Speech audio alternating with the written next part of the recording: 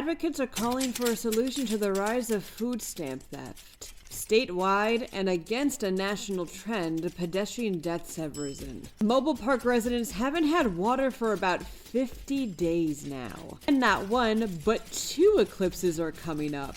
I'm Claudia Dimuro, and you're listening to Today in PA.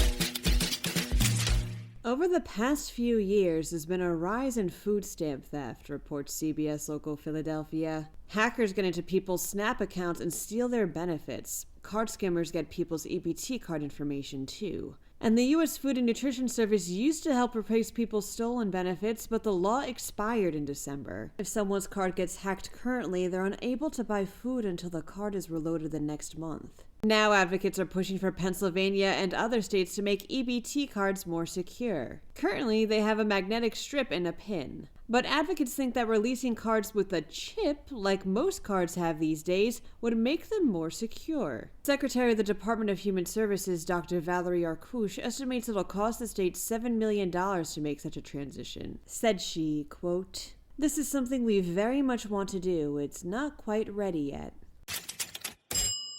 Pedestrian deaths went down nationwide for the first half of 2024, reports the Union Progress. For the second year in a row, data from the Governor's Highway Safety Association shows a downward trend in pedestrians who were struck and killed, 88 fewer than the year before. Pennsylvania, unfortunately, is not following this trend. There were 10 more pedestrian deaths during this time than the year prior. To combat this, cities like Pittsburgh are actively participating in programs such as Vision Zero, which designates a special team to investigate each fatal vehicular or pedestrian crash to determine what happened and to see what changes can be made to heighten safety.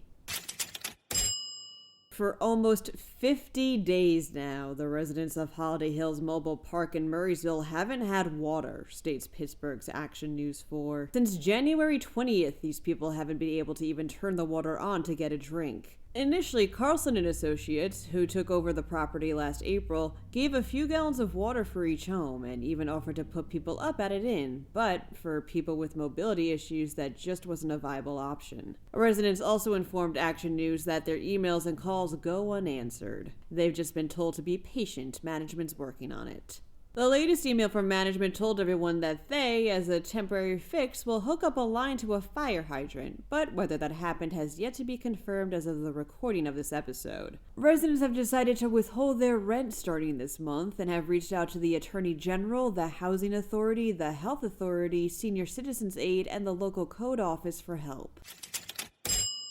March will feature not 1, but 2 eclipses, says PennLive. A lunar eclipse will turn the moon into a red blood moon on March 13th into March 14th. Then, at the end of the month on the 29th, a partial solar eclipse will occur. Only the lunar eclipse will be visible to Pennsylvania, unfortunately, but on the bright side, you won't need any special glasses to look at it or anything, since there's no risk of hurting your eyes in the same way a solar eclipse might. That's all, folks. For even more Pennsylvania news and otherwise, mosey on over to PennLive.com. And please don't forget to rate this podcast and to share it around with your family and friends. Thanks in advance, and of course, thanks for listening. I'm Claudia Dimuro, and I'll see you for Friday's episode of Today in PA.